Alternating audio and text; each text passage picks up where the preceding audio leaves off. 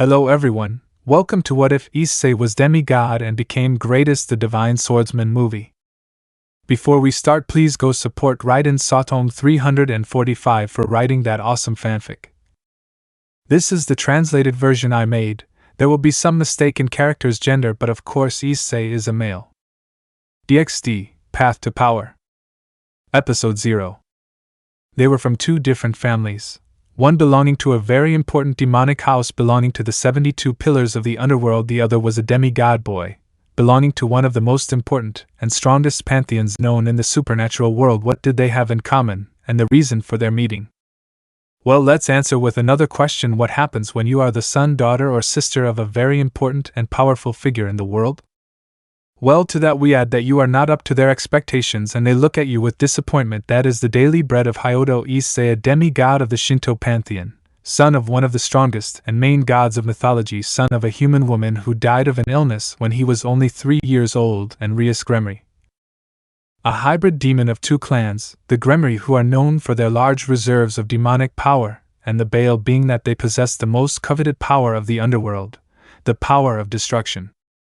Another problem for Rias was her two brothers, Major Sir Shay Gremry, or currently Sir Shay Lucifer, one of the 4 demon kings of the new era, and known as the Mao Crimson, the strongest demon in the Underworld, and it doesn't end there. He is one of the most powerful beings in the supernatural world, like his friend Ajuka Beelzebub, or previously Astaroth, being in the 7th position, classified as transcendental superdemons. And finally, her twin sister, Zafir Gremry. Despite being twins, Zafir is identical to Rias but with brown hair and purple eyes like her mother. Both were born with extremely great powers, but there must always be a difference, and that is that Zafir shows more talent than Rias. Therefore, ever since she has been able to reason, there was always favoritism towards Zafir, for the simple fact that her talent stood out more than Rias's. Even so, they were close and there was no envy between them on either side until the day they met him. Even though his father wasn't a top 10, that didn't mean he wasn't to be feared, as he was also one of the most powerful beings in existence, prestige and power, and despite all that, Issei was born with very little divinity compared to the other demigods in the pantheon, which brought him problems, from being scorned by his comrades, to being rejected by his father, and also not having friends. Until one of those days he met them, the demon king Lucifer came to make a deal with them, where he could see a beautiful girl with red hair and blue eyes like the sea who, without knowing anything, would be the one who would support him in the future to become the strongest swordsman of all, as well as one of the strongest beings in the world. Volume 0, Episode 1. Sky Takamigara. A magic circle appeared at the entrances of the doors to enter the palace. There were 2 guards guarding the place. They were tall, dressed in war kimonos and spears. Their power could be positioned as high-class demons, but for the person who had arrived it was clearly nothing. A man with long red hair and blue eyes had arrived at the place. The guards quickly went on guard because of the danger they felt, although they stopped doing so when they recognized the person, since they had previously been told that he would arrive. He showed them a document to verify his arrival, although he did not come alone, since next to him was a beautiful woman with silver hair and red eyes, dressed in French-style made clothing, and also a girl with red hair and blue eyes just like the man. Guard 1, welcome Demon King Sir Shay Lucifer-sama. Guard 2, Izanagi-sama is waiting for you. Sir Shay, thank you very much for your kindness. He spoke with a friendly smile and turned to look at the 2 girls who came with him. Come on, Grafia and Rias. They signed and entered. Upon entering there was a group of servants. Among them was a beautiful girl with black hair and gray eyes, who was wearing traditional Miko clothing, leaving Sir Shay a little dazed by how beautiful she was. At that, Grafia stomped on her foot so that he would stop looking at her. Akane, it's a pleasure to meet you, Lucifer-sama. Let's go in here. I'll guide you to the main room where the gods are, she pointed as they walked. Along the way they saw various paintings and very luxurious and beautiful crafts. Little Rias saw everything with curiosity and excitement. After all, she was an 8-year-old girl, so it was not unreasonable for her to have that behavior. Even so, she behaved so as not to cause any problems. In one of the hallways that led out, drawing the redhead's attention, she managed to see a boy near a lake. They were several meters away, but thanks to her enhanced senses she was able to see him. His hair was a somewhat dark brown color, but it shone, and he was wearing an elegant kimono, implying that he was the son of someone important. But she could only see that because her back was turned, so she continued on her way, not realizing that the boy turned to look at her over his shoulder, revealing the color of his eyes, which were red. Meeting room. In the room there were two main thrones on which sat two people, clearly leaders, a man and a woman. She had long brown hair, as well as honey-colored eyes, dressed in a very elegant kimono, like that of a king of ancient Japan. This was Izanagi, the main god of the Shinto pantheon and one of the 10 most powerful beings in the world. The woman, with an indescribable beauty, her hair was black and her eyes shared the same color. She wore a very elegant kimono, worthy of a queen and leader. She was Izanami, also goddess of death of that pantheon. The 3 demons had already entered along with the maid who had brought them to the place. Izanagi got up from his seat and Sirse approached him and the two politely shook hands. Izanagi, it is a pleasure to have the king of demons in this place. Welcome Sirse Dano, as well as his companions. I speak politely and diplomatically. Sirse, thank you very much Izanagi Dano. It's a pleasure to be here. He turned to look at his companions. Let me introduce you to these 2 girls. This is Grafia, my queen, pointing at her politely, and she bowed, and she's one of my younger sisters. Her name is Rias. Like the maid, she bowed respectfully. Excuse me for bringing her, but she's a fan of Japanese culture. Izanami, don't worry Sirse Dano, there's no problem. She approached the girl and caressed her hair. Rias-chan, would you like to go outside with Akane while we talk? Rias, may I Oni-sama?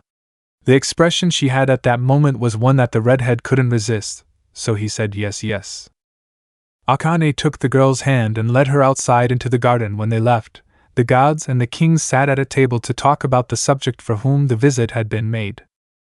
Sirse, I must repeat, thank you very much for receiving us. The reason I requested an audience with you was to ask permission to occupy a territory in your area. We know how things are these days with the renegade demons in your area. Pause to find out the opinion of the leading gods. Izanagi, I see what this is about. He remained silent for a moment. Well, it is a somewhat difficult subject since there are very few places I could tell you about. We would have to talk to Amaterasu, who is in charge of that.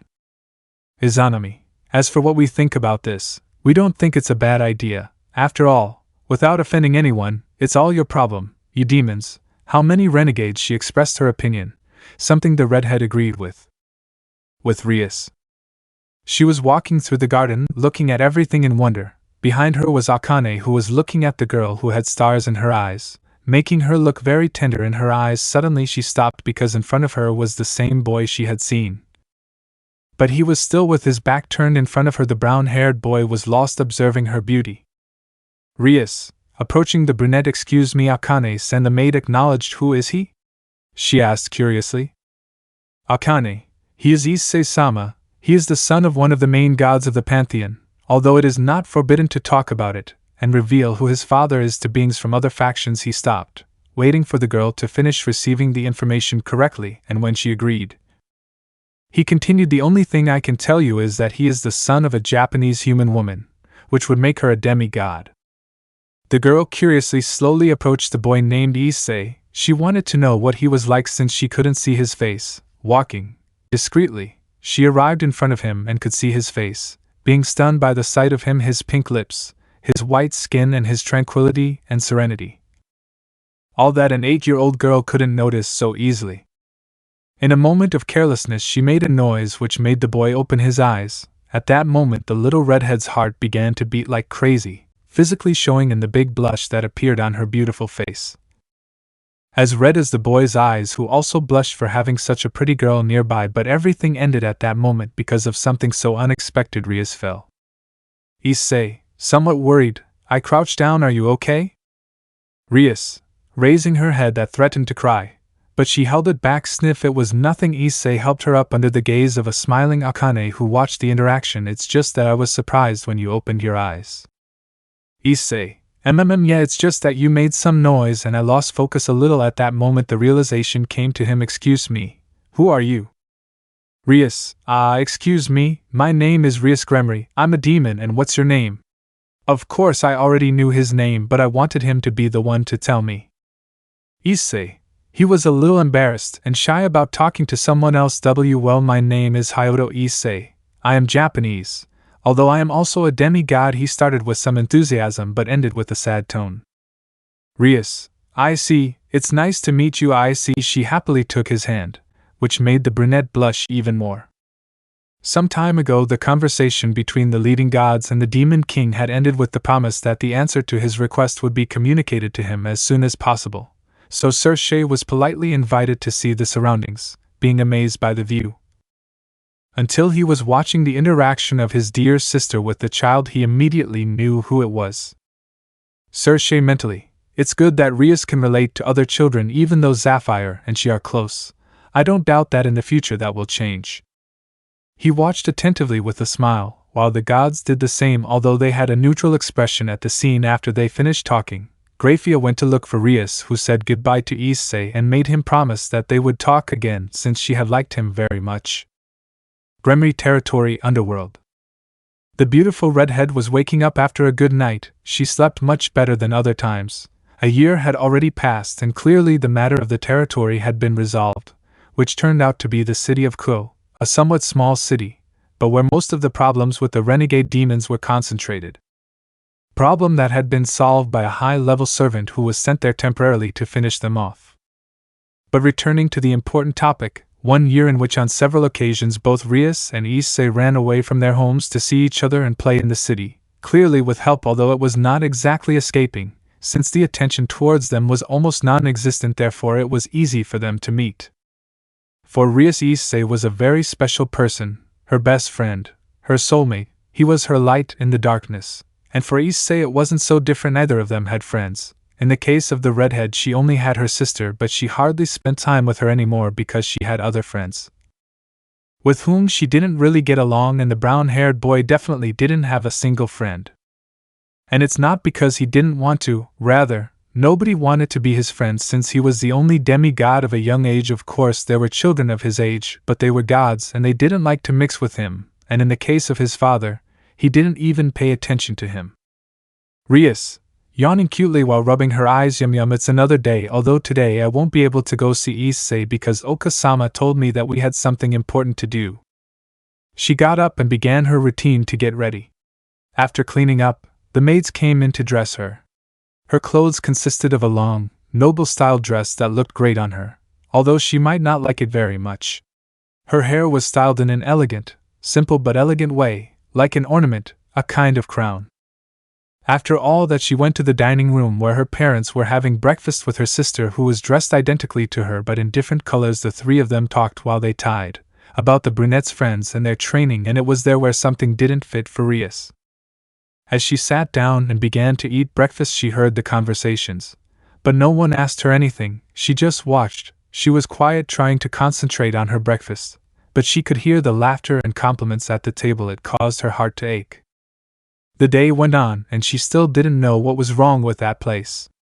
They went to Lilith, the capital, since they were called by the demonic council, and they received horrible news, and it was that both Rias and Sapphire were engaged to heirs of other houses, which was the critical blow that the redhead needed to realize that she was the piece that didn't fit in that place. Ever since she can remember, it was always like that. Her parents had their attention on her sister, forgetting about her. Why? If they had the same thing, the only difference was that Sapphire had more talent to control her power, but she could solve that, and it was by training. She would strive to live up to the expectations of her parents and sister. It was afternoon, and she returned to her room since she was not in the mood and still could not get out of her mind the cruel reality that she had discovered at 9 years old. She locked herself in her room, where she began to cry with sadness for the things she had kept. Outside the room was her twin sister, who had followed her, worried about her. Her face at that moment showed sadness for her dear sister. Sapphire knew about the favoritism towards her, and although she liked having the attention, she still didn't want her sister Rias to be left behind, and she always tried to make all that change, but unfortunately she couldn't, and everything was cut short by her own parents, who didn't cooperate with that. With nothing else to do there, she decided to leave, but not before silently promising to solve everything. Volume 0, Episode 2. Human World. Ko, Japan. Sitting on one of the many swings was the brown-haired boy, rocking happily. Since that day he would see his best friend, so that made him happy in the distance was Akane, who was watching little Issei so that nothing would happen to him. Then 3 people arrived. One of them was the one known by Issei, that is, Rias, his best friend, and on either side of her were 2 others. Something that surprised the boy a lot was the girl identical to his friend, only with brown hair and purple eyes. Other than that, she was exactly the same as her. The other was a girl with short black hair and violet eyes. She looked serious, something that suited her beautiful face. It should be noted that all 3 were dressed casually. Issei, hello Rias Ito, who are they? He asked, tilting his head in a tender way. Rias, hello, I see. Well, she is my sister Zafir, whom I told you about, and the other is Sona Citri, a friend of ours, she responded by introducing the 2 girls. Issei, I see, it's a pleasure to meet you. My name is Hyodo Issei. He introduced himself politely and ended with a smile that made the 2 sisters and the brunette blush a little. Zafir, approaching Issei and taking his hand, it's a pleasure too, and thank you for letting us play with you. Rias, the more the better, don't you think? I see. The boy acknowledged and separated from Zafir. The children, ready to play, held hands and began to run towards a part of the park that was basically a field where you could play literally anything. While that was happening in the distance, Akane continued to watch them play until she felt a familiar presence. Akane, I didn't know Grafia-san had come with them, although it was very obvious that they wouldn't come alone. She spoke without turning to look at the woman who was next to her. Grafia, who had remained silent, finally spoke. Sir Shei-sama along with Serafal-sama will watch over them. I imagine you too. Akane, not in the least. No one has sent me to him. It's just my duty from the beginning. I'm his servant, she spoke calmly. But from one moment to the next she gave a smile. Although it's hilarious that they think they'll escape, but just as he came, he left. The leaders have already found out about Issei-sama's friendship with Miss Rias, and have tried to introduce him to others. Friends. Grafia. She frowned upon, remembering that that's just why Sir Shei-sama hasn't accepted, since he wants Rias Ojusama's friends to be genuine. She turned to look at the woman standing next to her with a curious expression. What's the reason for that? Akane, it's very simple. They think that this friendship will ruin the diplomatic relations between the demons and the Shintoists. Believe it or not, Issei-sama is not very well liked, and his father doesn't appreciate him either. She spoke in a sad tone. While they were talking, the children were having a great time. Even the stoic brunette smiled frequently at the occurrences of both Rias and Issei, who wanted the other 2 to have a good time, something they were achieving. They were currently playing tag. You bring them, and it was Issei's turn to chase them. He was in good physical condition, yet the girls didn't lag behind, making it difficult for them to catch. That made the game much better. For them, the more they ran, the better. They continued playing other various games until it was time to eat. And Issei brought with him some snacks that he took out of a dimensional space artifact.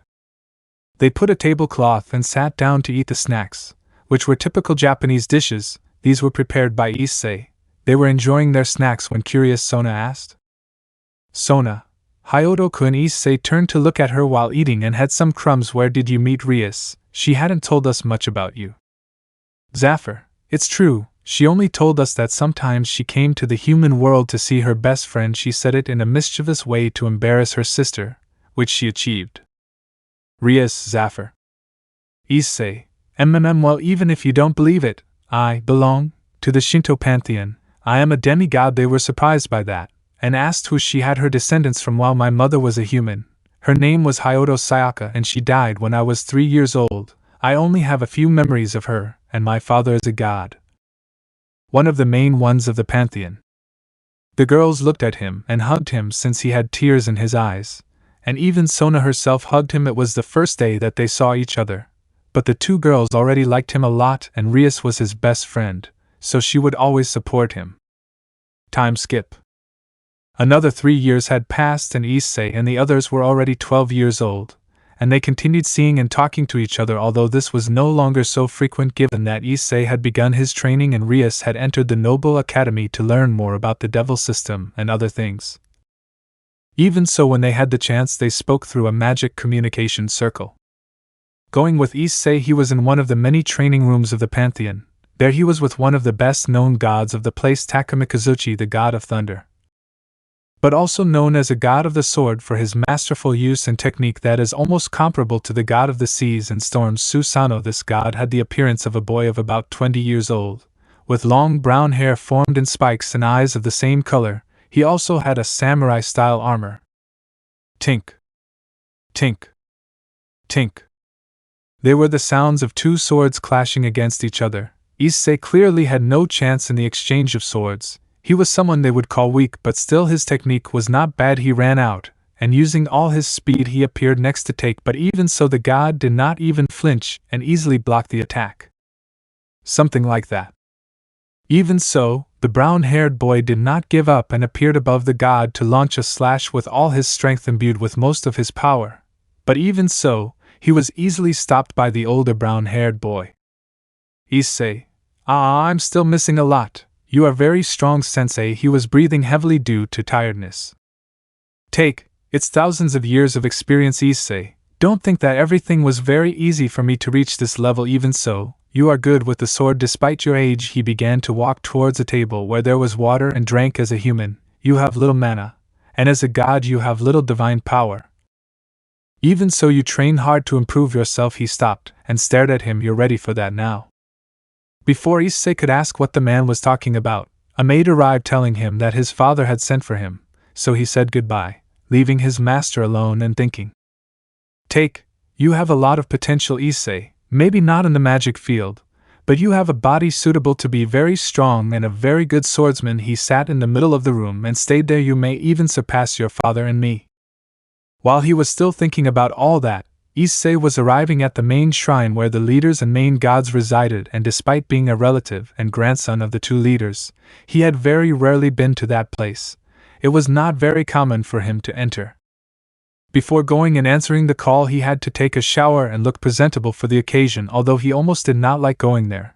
But orders are orders and he could not disobey them, so when he was in front of the main doors, he took a deep breath and they opened. When he entered he could see, in addition to his grandparents, other characters. There were 3 in total, although it was common for there to be more. Issei, bowing respectfully, I have arrived. Why have you called me? One of the gods raised present his hand for him to stand up. This man had long black hair and red eyes, an exact copy of Issei but as an adult, and with a different type of hair. This god was Susanoo, the god of the seas and storms. Issei looked up and met his father's eyes. Susanoo. His gaze was not at all affectionate towards his son. It was even contemptuous. Father had wanted to talk about an important subject. Did we interrupt you, perhaps? That last question was in a mocking and ironic tone. Issei, I was training, but I had already finished. What do you need from my grandfather? Izanagi, as you know, we had previously been in contact with the demon king Lucifer. At that, Issei confirmed in affirmation. Issei, you got us into trouble by getting involved with his younger sister. Issei, I'm sorry, I don't understand why I got you into trouble. She's a friend. At that, one of the other gods, a woman in her 20s with black hair and golden eyes, turned to look at him, as did the other goddess at her side, a beautiful woman with white hair and deep blue eyes. They were Amaterasu and Tsukumi, the goddesses of both the sun and the moon. They looked at him with a glare. Izanagi increased his aura at that moment, causing Issei to fall to the ground. That's the problem. Understand that even though we don't have a bad relationship with them, we're not their friends either. I know you've met her to play. Now I ask you, what do you think will happen if something happens to that girl? At that, Issei just looked up as Izanagi was still holding his power. The other gods had been called and were witnessing everything. Among them was the god of the sword and thunder, and although on the outside he had a neutral look, on the inside he was upset. But there was little he could do. Everyone present knew what would happen if something happened to Rias, and they also knew what the purpose of the meeting was. Izanagi, that's why he had lowered his aura. It seems you don't know. Well, I'll tell you. Unlike you, son, she's a very important demon in the Underworld, and more so for her brother. If something happens to her, the blame would fall on us, which would mean a possibility of war. He stopped and looked at his grandson, who had his head down, and not even I could defeat him.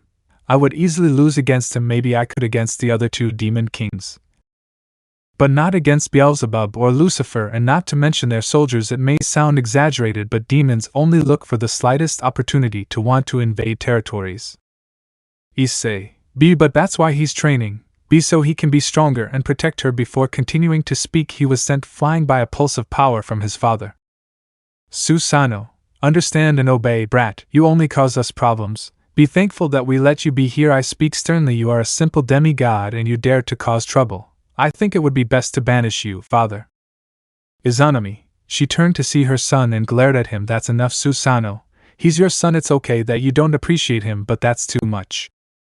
Susanoo, maybe you're right, but it was just a mistake, although I have to admit that that human wasn't bad at all. It's a shame she died. She would have been a great slave.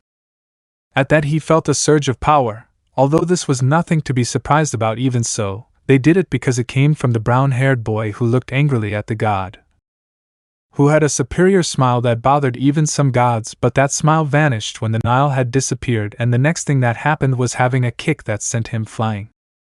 Everyone was more surprised that that boy who had a lack of divinity could hit one of the strongest gods, even his own father, who smiled even more, and got up to go against Issei.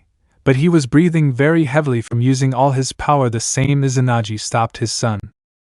Izanagi, it's true that it can cause us problems. That's why I'll have to give you a punishment. Issei was barely conscious, yet he was still upset. For the next 30 years you won't be able to step on Shinto territory unless you are summoned, or you earn merits to lift that punishment.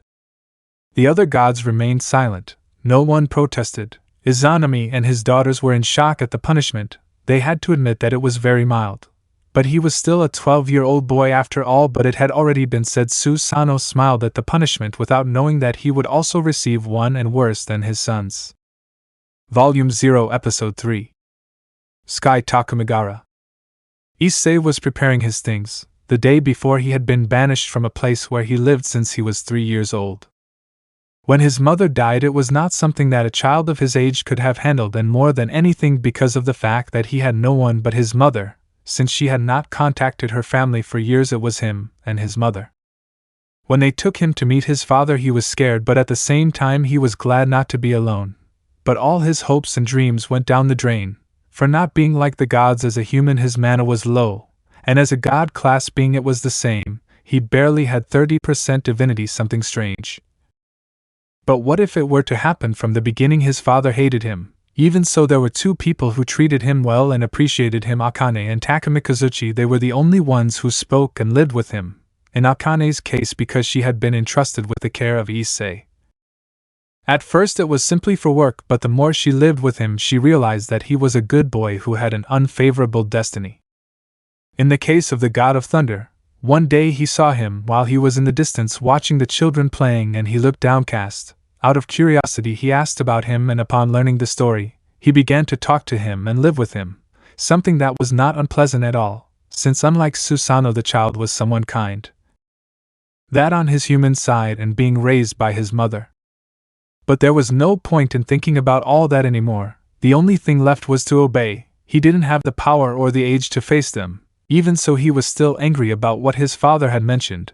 That made his anger blind him for a moment, and he got an increase in power, although it wasn't a big deal. Issei mentally, now I have to become stronger. I have to break my limits and be able to defeat my father.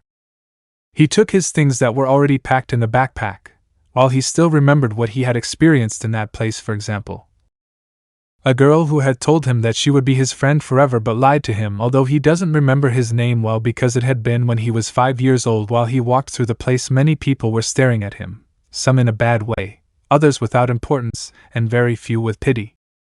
And that was something that bothered him a lot. He had never liked being seen that way. It made him feel like he was worthless. When he got to the main entrance, there were two people, his teacher and Akane, who was holding a handkerchief while crying, something that made him feel bad.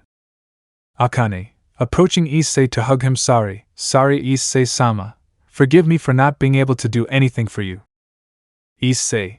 He hugged her back and started crying. Sniff, don't worry. You couldn't do anything. Even so, thank you for always helping me and being there for me. He was silent for a moment, and spoke. Believe it or not, for me, it's like you were my second mother. He separated and gave her a beautiful smile. Akane was in shock for a moment, but when she reacted she couldn't help but cry from both joy and sadness, and hugged him even tighter. But they had to separate because the next one was Take, who was looking at him seriously. In a quick movement the god had attacked Issei with his sword, who moved with all his speed and was able to dodge it with Difficulty.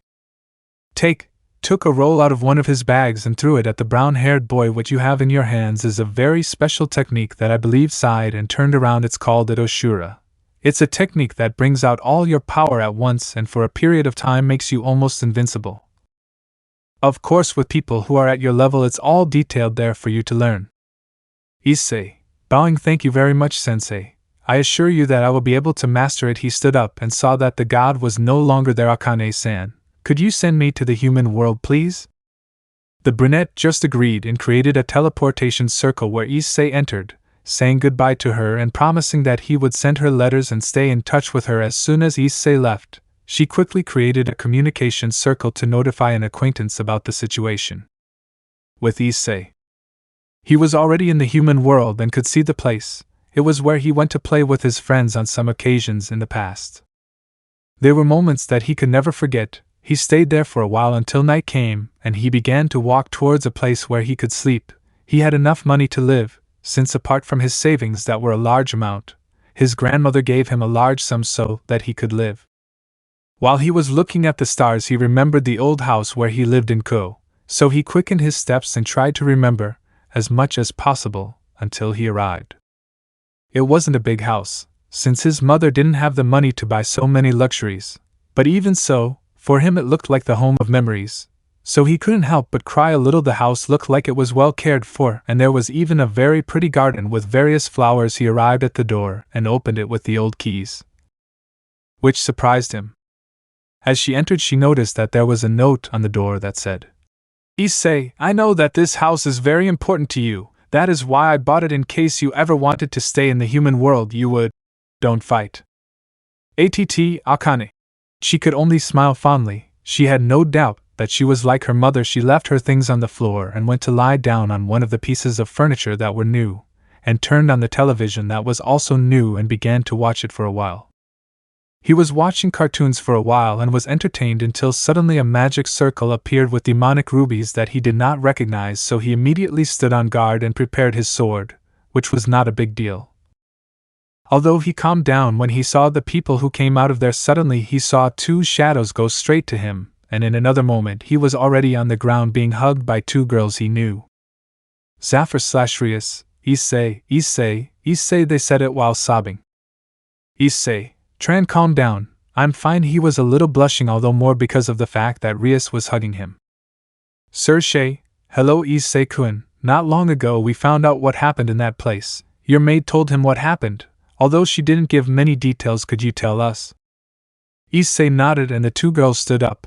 They sat on the furniture, although the two sisters sat with the brunette, while Grafia went to the kitchen to prepare tea. When she brought the things, the little one began to tell everything that happened, from when he was training until when he was called by his father. Although they never told him, Sir Shay already knew who he was. Although Molesto could not help but agree with the god, since he would do anything if someone were to touch his two sisters. Furthermore, the counselors could use it as an excuse, and they are not in a position to enter into a war against anyone. Sir Shay, thoughtful after finishing listening to what the brown-haired boy told him, he observed how his sisters had their heads down in guilt, but also how Issei caressed them. I see. So you've been banished for 30 years. Tell me, what will you do now? Issei, well, I was thinking about living here for a while and then going on a training trip. I have to learn a technique that I'll need. He took out the scroll and threw it to Sir Shay. He took it and opened it. As he began to read it, he realized how difficult it could be, and that this technique was used more for swordsmen. It was interesting to his eyes. He observed Issei carefully and noticed that his magic reserves, they were decent, but his divine power was insufficient. Sir Shay, Issei-kun, will you train on your own? If so, you're going to have a hard time with this technique. The brown-haired boy looked at him confused. Let me explain. This technique is, so to speak, an ace up the sleeve for the gods and those with great power, but for humans it is a double-edged sword. And I currently estimate that you could only use it for 5 minutes maximum per day. At that, the brown-haired boy was surprised. It is true that you can be almost invincible, but that depends on how strong you are, and if you train alone, even if you have the bases of Takamikazuchi, you will not pass that time. Issei, I understand what you're saying, but I don't have anyone to train me. That's why I'm doing it like this. Rias, catching his attention and looking at him, but will you leave us alone? Issei just looked at her sadly under the gaze of the two adults. Zafir turned to look at his older brother with hope, for which he only sighed, but perhaps it was worth it. He was banished because of his friendship with his sister, and he defended her, because even though he didn't say it in words, the intention was clear. She is a dirty demon. Sir Shay, I have a proposition for you. Issei turned to look at him. Why don't you go with us to the Underworld? There we will find someone to train you and I will become your legal guardian in the human world. Issei, in exchange for what? Sir Shay, he was impressed for a moment but smiled. Ha ha ha, you are intelligent. But don't worry, I won't force you to do something you don't want to, but the time will come when I tell you. Even Grafia herself was surprised, but I also do it because you are one of the first sincere friends of my sisters.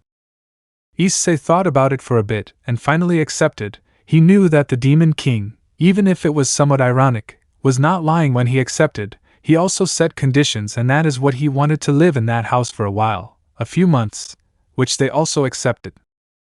Time skip. Underworld Gremry territory. 2 months had already passed since Issei had stayed in the human world. He also took advantage of that time to do the paperwork and have Sir Shay be his legal guardian, something that was very easy. He also kept the promise of sending letters to his mother figure. Today he would be moving to the mansion where his 2 best friends live. He seemed impressed to see the place. The underworld was different from the Yomi of his ancient mythology. It was cooler and different from what he had been told before. There were large palaces, a sun, and the sky was red. But when they arrived at the territory, it was even more surprising. It was huge and very beautiful. Sir Shay observed the curiosity of his protégé with a smile. He had already spoken with his parents about the subject. At first they were not convinced, but unfortunately when he mentioned about his friendship with Rias and Zafir, they accepted. He knew they were doing it for Zafir. It was something that really bothered her, that they only paid attention to her and Rias left her aside. She didn't hate her sister, in fact she loved her just as much as the redhead. But her parents' behavior was frustrating. It was something she had to solve, if not it would become a problem in the future. That was also one of the reasons why she had agreed to let Issei live with them. She noticed that he had a certain influence on the 2 of them. They got off the train and headed towards the mansion through a magic circle, and in a matter of seconds they were in front of the large doors of the place, which was not small. It was a giant, one of the largest he had ever seen in his life. Since his house both in the human world and in heaven were not large or luxurious, and it was something he was used to and liked. Sir Shay, so what do you think, Issei-kun? He asked the boy, who turned to look at him. I see doubt on your face. Why is that? Ha ha ha ha. Issei, it's just that, well, I don't think I'll get used to this. It's very different from the palaces in the sky. The redhead just laughed, and they entered the mansion, where they were greeted by several maids and butlers. Each one was bowing in respect, and how could they not if their king was there? Walking through the halls, Issei observed the different paintings, arrangements, and even treasures. He gets so distracted that sometimes he gets lost. This was funny to everyone who saw it, making him feel ashamed of it, but nevertheless, it helped make him have a little more confidence with them. Not completely, but something was something. When they arrived at the main room, Issei was surprised because there in front of them were 2 people who looked just like his friends and now a surrogate father. The woman was a peerless beauty that you would doubt if she was the Demon King's mother, since she looked like her sister. Her light and dark brown hair along with her beautiful purple eyes, which could leave anyone enchanted. She was wearing a white noble dress and several accessories that highlighted her beauty more, even if her presence was gigantic. The man next to her, who was serious, was a very handsome redhead with blue eyes who looked no older than 30 years old. He was wearing a black noble clothing, and although his presence was not as oppressive as the woman's, it was still scary. These were the parents of Sir Shay, Zafir, and Rias. Sir Shay, good afternoon, Odo-sama and Oka-sama. The 2 responded to the greeting, although with different expressions. Well, he is the person I had told you about. I turned to look at the brown-haired boy. Enter yourself. Issei, bowing. Good afternoon, Lord and Lady Gremry. It is an honor to meet you. My name is Hyodo Issei. I am a demigod of the Shinto pantheon, son of one of the main gods and grandson of the god Izanagi and the goddess Izanami. At the introduction, the 2 were a little surprised, but more so when mentioning their lineage, causing an internal smile in the man and a sincere smile in the woman. Venelana, Era, how polite Issei-kun was. My name is Venelana Gremry and I am the mother of Sir Shay, Zafir, and Rias. She introduced herself with a smile, but when she moved on to the last one Issei named, she noticed some discontent. Zeoticus. He remained serious and looked at him a little contemptuously. My name is Zeoticus Gremory-sama, kid that made everyone sweat anime style. After introducing himself, Issei asked about his friends, but they weren't there since they had gone with their friend Sona to play at her house, so he would have to wait until she returned to see them. Issei felt uncomfortable because of the man's gaze since he looked at him analytically, until Grafia came in saving him. Since she had to take him to his room, being that the brown-haired boy looked at her as his savior. Hours later. It was already a little after 5 in the afternoon, and then, in a magic circle, the two sisters arrived along with some servants who had accompanied them. The first thing they did was greet their parents, who greeted them both, and the differences could be clearly seen. With Sapphire it was with joy, pleasure, and lovingly. With Rias it was to a certain extent with displeasure, something that she noticed. Then Grafia enters. She came with her typical expression. The girls turned to look at them and went to hug her. Then Circe arrived, who they also hugged. Circe, you know, I have a big surprise for you. Do you want to see it? They acknowledged excitedly, and he took both of their hands. You're going to love them. They came to a room they had never been through before, and then the man opened the door, and in a chair near the window was Issei, who looked at the sky while the wind blew and moved his hair, making him look like someone extremely handsome and cool in the eyes of the two, which shone beautifully. Something that the older man noticed, knowing that in the future, especially since they met, he is someone important to them, and it will be like that forever. Volume 0, Episode 4. Underworld. Lilith. Lucifer Castle. The Demon King was in his office working. Papers and more papers were arriving. It was a nuisance for him to have so much paperwork, but there was no other way. That was his job, but he stopped doing it for a moment and began to collect everything, since a few months ago Issei lived with his parents and sisters, and just like his training had begun. But there was something that didn't fit. Issei in terms of magical power levels was inferior to the young demons of the most important houses of the Underworld, but physically stronger than them. He estimated that 5 times more, except for his cousin, who were leveled. There was still something that the teenager did not show, and if it was wanting to learn or train his divine power, it is supposed to be like any existing power. And despite being born with little power on either side, he far surpassed several, and that also meant that he had the potential to even surpass his father, and even in a few hundred years Izanagi, but for that he had to train his divine power. Although of course in the Underworld there was not a single god in heaven, Michael was basically one, but he didn't know about that either, and apart from that they are enemies with a truce. And gods from other mythologies were almost impossible, since most are against demons, for their actions. In fact, countless times many other pantheons wanted to invade and end the entire Christian pantheon, but they ran into a wall. Circe, I guess I'll have to talk to someone who has a little knowledge about divine power. But I'll see if Issei-kun wants to learn, although he doesn't seem very interested. Grafia, who was at his side, saw her husband as normal, but inside she was surprised that he cared so much about someone who is not of his race and even less of his family. She knew why he did it, but it was still surprising, the interest in him.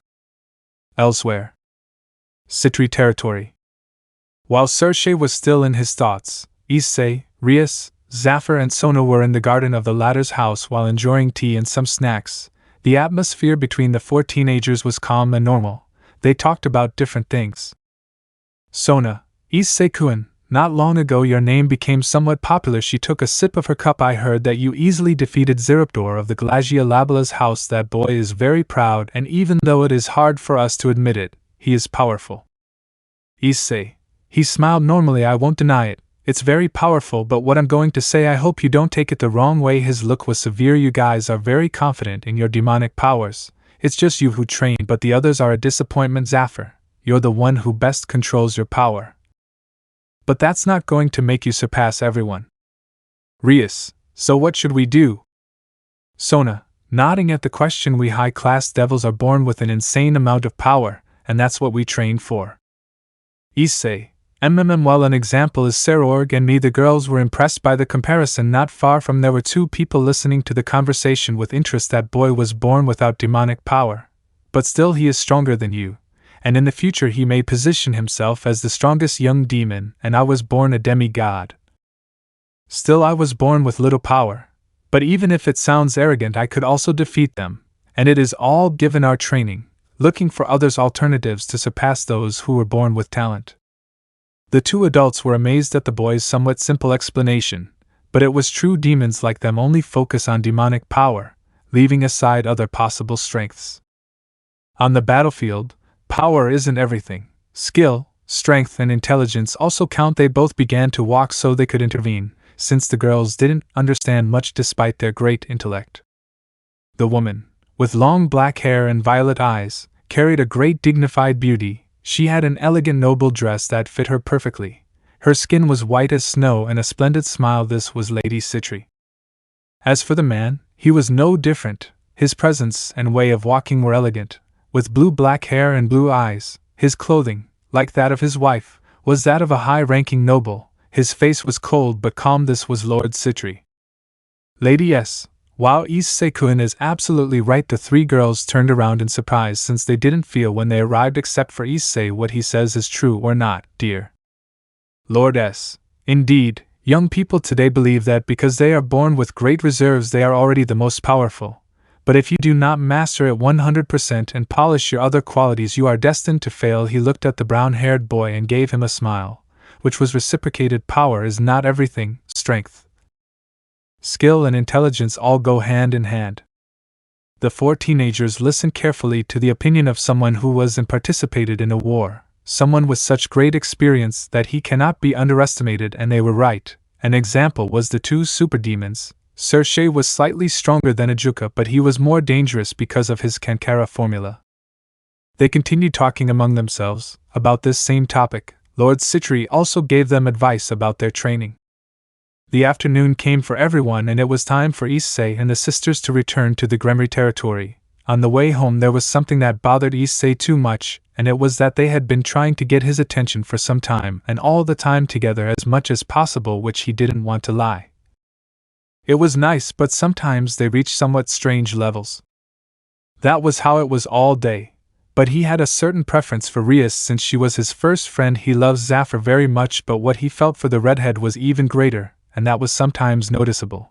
But he didn't realize that it was beginning to affect the relationship between the two sisters a little. Some time later they had finally arrived at their home, where as always they were received by the servants, and then they greeted the patriarchs. The relationship between Zeoticus and Issei was something like friendship-hate, since they put up with each other, and sometimes even talked for a while.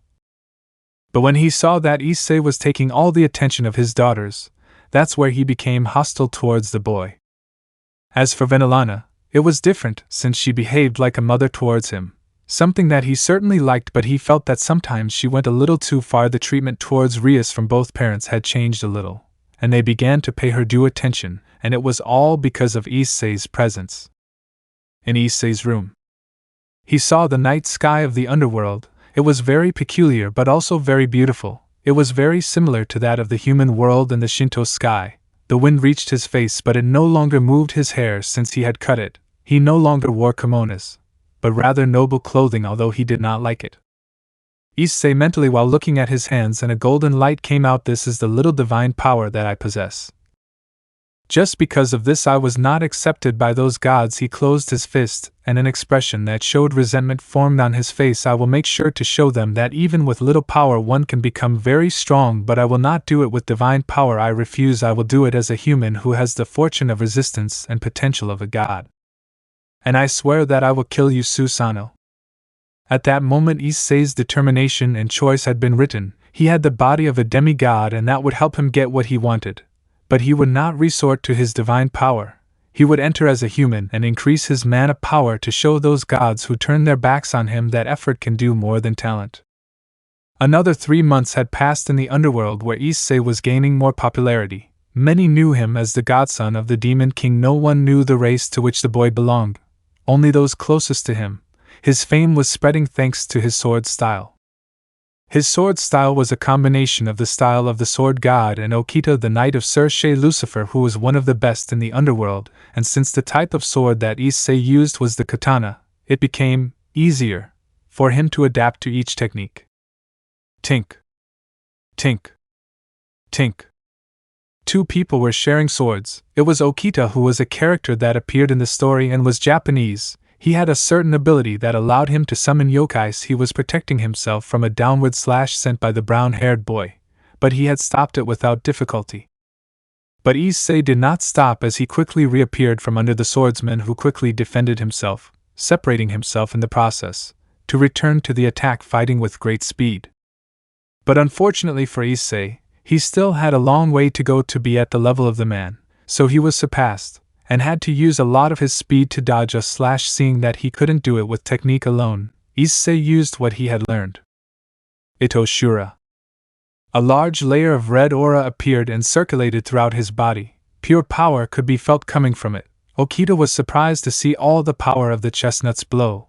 It was nothing compared to his power, but he admitted that it was something to admire. Okita, ha ha ha ha, come on Issei-sama, let's see if you can make me at least bring out my best skills. Issei smiled, and Okita didn't see when he moved. One of the things that the Itoshura allowed you or gave you was super speed, strength, vision, and hearing. The older man with a little difficulty stopped the cut, not because he had more strength, but because of his speed. He disappeared again, but for this Okita did the same, and they began with the exchanges between them. They appeared in the air and Issei launched a slash, sending Okita flying down. Seeing his chance, the boy lunged at the man, but the man used more strength and power, sending Issei flying, who was stuck in a wall, and deactivating the ability. Okita approached the brown-haired boy, who was breathing heavily. Okita, your ability is unique. Takamikazuchi-sama's Itoshura is very powerful. You can use it for 5 minutes a day, which is already a lot. You could say that you would defeat any of the young demons. Sighed but continued, but if you want to achieve your goal, you still have a long way to go. Issei, I'm still weak. I need to become stronger. He got up from the ground with the help of his master, but at least it's a step. Okita, everything in its own time. Even so, I'm telling you right now, you won't advance much with me. It's better that you have a new teacher. But in the meantime, I'll help you a little more. Also remember that I'm training Yumi, Zafir-sama's piece. Issei, I understand. I think that then the training trip will be a good idea. Okita was surprised. It may be a selfish wish, but if in this place I will not be able to obtain so many results, then he is interrupted. Sir, he was training with Grafia, who had a 2-year-old child in her arms. I think it's a good idea. But you're not ready for that, Issei-kun. I've already found an essential teacher for you, he said while looking at Issei. Issei, who is it?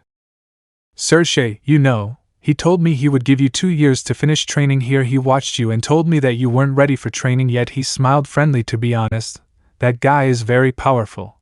I would even dare to say that it would be difficult for me to beat him without my release form. Issei, I see. If you say so, then you are right. He turned to where Okita was and bowed. Please continue teaching me, please. Okita turned to see his king, who approved, and the knight responded with a yes to Issei. After training, the boy was playing with Milikas, the child who turned out to be the son of Sir and Grafia. He was like his older brother, since he always played with him and took care of him. It was like a family. A family which Issei won and feels happy to belong to it. 2 years later. It was morning and Issei was getting up. He was basically naked. He was wearing black pajamas, although he only had his pants on, revealing his exposed abdomen. He looked out the window where he sat and saw how both Rias and Zafir were leaving. They hadn't even noticed. Wanting to surprise them and say goodbye, he jumped from his balcony, falling among them, surprising them and making them blush to the max, even the maids, many of whom have had fantasies about him from time to time. Zafir, I see, he stammered while looking the brown-haired boy up and down. What are you doing here? Issei, well, the truth is I wanted to say goodbye to you, since I hardly see you. He said this while grabbing his hair, which still had the same cut they had done, and I said why not he. Rias, approaching with a shirt and puts it on. You know you're not supposed to go out like that. What will happen if someone sees you? Issei, and what do you think will happen, Rias? The flirtatious smile along with the tone made the girl upset, which made her laugh, and she hugged her. Okay, my little redhead, nothing will happen. You know I'm not that easy, he. He turned to look at Zafir, who was pouting cutely as he watched them, so without hesitation he grabbed both of them by the waist and hugged them while their chests collided. That was a moment when the three of them realized that they were no longer children, and it was all because they felt excited by having their bodies close. They said goodbye and they got into the limo and left while Issei looked at his hands and had a blush on his face, but he put it aside. He had things to do. Hours later. Lilith. Walking through the streets of the capital of the Underworld, Issei observed everything around him. It was very rare for him to go out because he found it boring, but on this occasion he really wanted to do it with what they gave him as an allowance, and with the work on missions that he did, he had enough money to be able to buy whatever he wanted. He saw a coffee shop and he didn't hesitate to enter it since it was the first time he had seen it.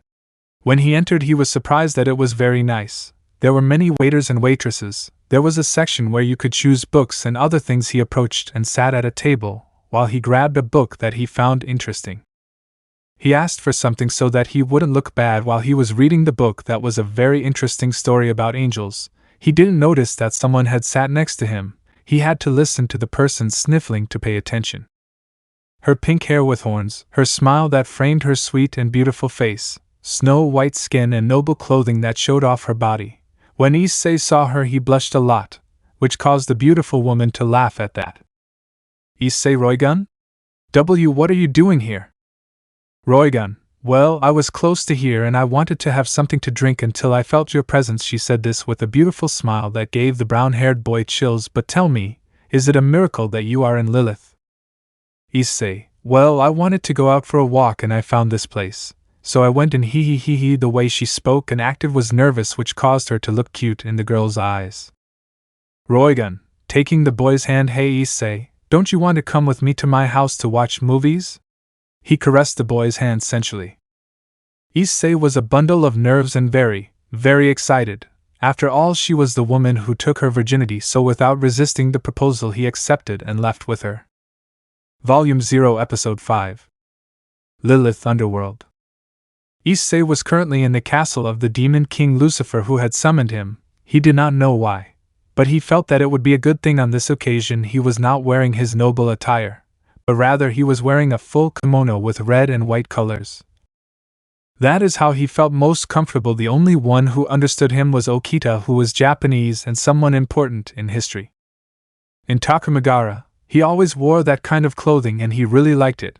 After all, he was Japanese and that came in his genes. But going back to the other thing, Surzek's talking was not at all strange, but just a week ago he did it, and he does it every 2 weeks. He was playing with Milikas, who was already 4 years old, and saw him as an older brother. He even called him Oniai-sama. He also thought about the brief approach of each of the girls, as was the case of Sapphire, Rias, Sona and currently Sikvera, who was from the close circle of the first three mentioned. Issei was 14 years old, and already understood many things of a romantic nature thanks to a certain woman with bubblegum-colored hair. He was walking through the halls calmly, being seen by the maids who were looking at him with blushes, and he gave them a smile. Upon arriving, he could feel 5 large presences, 2 of which he knew were his adoptive father and mother. He didn't know who the other 3 were, but he had an idea. This made him really nervous, since inside there would be the most important beings of the underworld. As always, he arrived at a conference room in which there were usually only the 3 of them. Graphia. She opened the door and greeted, "Welcome Issei-sama, the 4 demon kings are waiting for you." There sat 4 people, the Mao or demon kings, the highest ranking beings in the place. Their presence was enormous. He knew that they were very powerful, but meeting them in person was something different. It is said that they are more powerful than even the original Mao, who could already fight against gods although not defeat them. They were true monsters. Only Lucifer and Beelzebub with all their power were among the 10 most powerful existences in the world. Even his grandfather, who was also part of that top, said that he could not do much against them and that he would be easily defeated. They were stronger than the gods, and of course Asmodeus and Leviathan were not far behind. Although there was a great difference in power with the other 2, they were already stronger than several mythological gods. It is even mentioned that to stop the god Indra, a world-class being, would need the 4 great demon kings. That's how strong they were, and he was in their presence. The other 3 were watching him with different reactions, since Leviathan looked at him with a friendly smile, Beelzebub looked at him analytically, and Asmodeus, well, he was falling asleep. "Issei, Surzek-sama, I have arrived. How may I serve you?" He bowed as he spoke. "Surzek, I already told you that you can call me Father Issei-kun, but well, before going to what I want to ask you, let me introduce you to my companions." His smile never left, and even more so when Issei turned his face embarrassed, as you know. They are the Maos. Along with me first is Ajuka Beelzebub, who is in charge of the technology and experiments on the scientific side. Ajuka, it's a pleasure to meet the young man you've been talking so much about lately. His voice was cold as was his aura. Even so, he wasn't someone unpleasant, but it did give her a chill when she heard him. Sir Issei. Next is Sarah Fall Leviathan. She is Sona's sister. She is also in charge of foreign relations. He pointed to the black-haired miner who was at his left side. Sarah Fall, nice to meet you, Issei-chan. So Tan has told me a lot about you. That did surprise him. She was very energetic but nice, and as she told me you are very handsome. You can call me Sarah-chan too. Energetic. Surzex. And last but not least, Falbium Asmodeus, who is in charge of the army, even though you may see him as someone who spends his time sleeping. During the Great Civil War he was one of those in charge of leading us to victory. Falbium, a hello, and after saying that he fell asleep. Issei was sweating a drop at that. They were peculiar. One was a bald guy who liked to sleep, the other was a stoic guy with an air of a mad scientist, and the last two were some Cisco otakus. The only thing he could do was sigh. That was his true personality. But even in the world of the gods they are known as rivals that no one would want to face. Even Graphia was at the level of Sarah Fall and Falbium. Issei, it's a pleasure to meet the other demon kings. So tell me, why have I been called? He saw how the redhead's face became serious. Surzex, you have gained a lot of fame lately, and this has reached the ears of the Demonic Council, which is why in a few days they will call you to speak with you. Issei, and what are you going to talk to me about? Ajuka, it's very simple. From what Surzex told us, you are not a simple human, you are a demi-god of the Shinto pantheon, and to finish, your father is the god Susanoo, who is a very powerful god, and believe me, if they find out about that they will not rest until they have you with them. Sarah Fall, they are very despicable and always look for a way to get. Despite saying something serious, she did it with a pout. Issei sighed, but he had no choice. He would reject any proposal. After all, he would not let them walk all over him. He had the pride of a god, even though he wasn't one. For now, he just hoped they wouldn't bother him for the moment. Now that he thought about it, why didn't the four Maos do anything to obtain the power of everything? That was something he didn't understand in the least. After all, they had the power to do so, but the issue would be basically the same as in the ancient underworld where fear and terror reigned. But everything would be solved if someone raised their voice. Now he had another goal, and that was to eliminate the council that dared to compromise Rias and Zafir. Surzex, secondly, you told me a while ago that you would like to do missions to gain experience, and well, we have received reports of several people disappearing in what is Norway, a Nordic territory. Issei, are you really going to let me go on that mission? He asked, totally excited with a smile. Surzex, as I told you, this was approved by all of us. He smiled at his adopted son's reaction. I'll be clear with you, you are already stronger than most young demons. In case you haven't noticed, you have great potential. Issei, but I was born with very little power. Ajuka, let me put it this way, just because someone isn't born with a lot of power doesn't mean they don't have potential. Besides, there are different types. In your case it wouldn't exactly be magic as such, but yours scarce. Divine power is the potential that helps your body improve. You can be very powerful in the future. I even dare to say that you are already at the top of a high-class devil.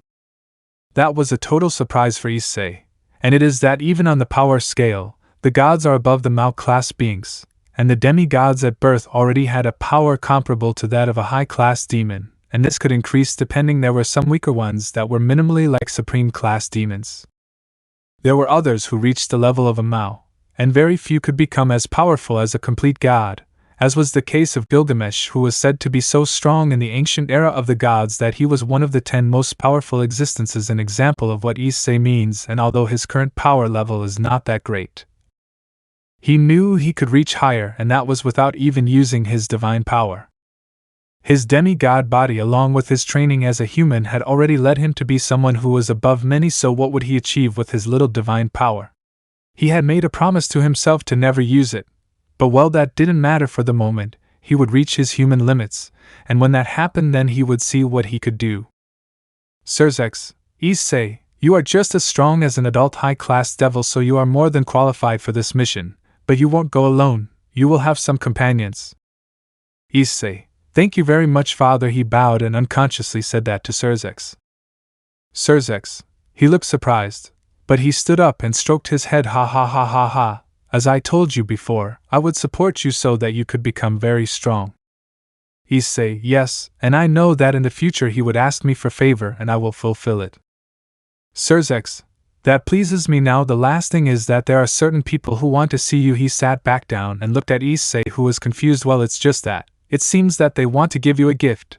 That's why I'm telling you. When you get back from your mission you'll be able to see them. Issei, when will my mission be? He asked, very interested. Sirzex, it will be the day after tomorrow, so you can go now. So the brown-haired boy left, happy to be able to have a mission which could allow him to have more experience and be able to reach his goal. Meanwhile, those present in the room had a somewhat serious look.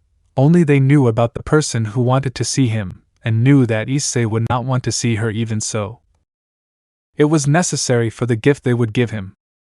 Sirzex looked at Ajuka, who just agreed, and they continued with their meeting. Already outside the castle, Issei decided to go for a walk to Lilith to distract himself and have a good time. Tomorrow he would see about his things. He also wondered who his mission companions would be. As he continued walking, he could hear a girl crying. He ran out only to be annoyed to see how they were harassing a young woman, an older man who was obviously from the nobility. Issei, hey, leave her alone. His shout was so powerful that it tensed those who were walking by and made the man release the young woman. Da, huh? Who are you, damn it? The man approached Issei and increased his power to intimidate him. The demon was a tall man of about 1.90. He was fat with a somewhat grotesque face and a smile like that. His hair was purple, and he was wearing noble attire. Issei did not look intimidated by the subject in front of him, although he was strong. His level was like that of a high-class devil in his beginnings. It was not a problem for him, so he did the same and let out a little of his magical power that was higher than that of the subject. Issei, I am Hyodo Issei, and also the one who protects the weak, so I'll tell you again, leave that young lady alone. Da, why don't you know who I am? I am a high-class devil, a noble belonging to the Visago family. Do you think you can do something to me? His disgusting smile widened as he said that. Besides, that girl is my slave and I bought her.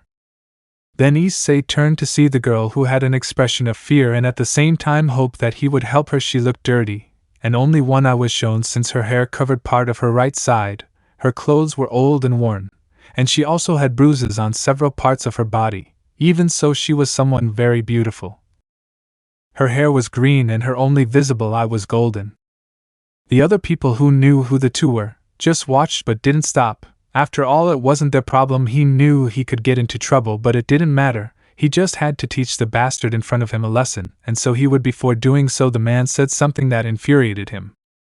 Da, and guess what? If you thought her smile couldn't be more disgusting, you were wrong. From today on, I'm going to be bucking her day and night. She'll know the true pleasure. He couldn't finish speaking as he was sent flying by a kick from the Demi-God, who had an expression of total rage. There were veins marking his face, and his red eyes shone intensely. The man stood up heavily. His brain had hurt, and even some of his teeth had fallen out. When he looked up, Issei was already in front of him, and he gave him a blow to the stomach and a kick to the jaw.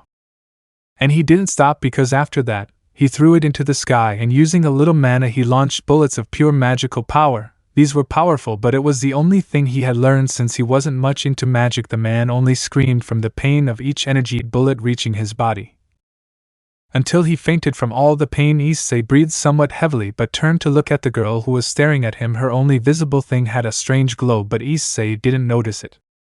He began to approach her and helped her get up while she watched him and did not stop doing it. Issei, are you okay? She reacted and agreed to say yes. What is your name? Even so, she didn't answer. It seemed like she was still afraid, or even she didn't speak. But that didn't matter. Issei told her to accompany him so they could talk better, so he took her to the Gremry territory so he could know what to do with her, and not enslave her again. But while they were going, her eye gave a somewhat sinister glow, and a cute smile adorned her face. Let me know in the comments below if you guys want the next part. Also check out my other video that has been shown in left. Thank you for watching. If you enjoyed this video, please like and share this video. And have a fantastic day. Bye.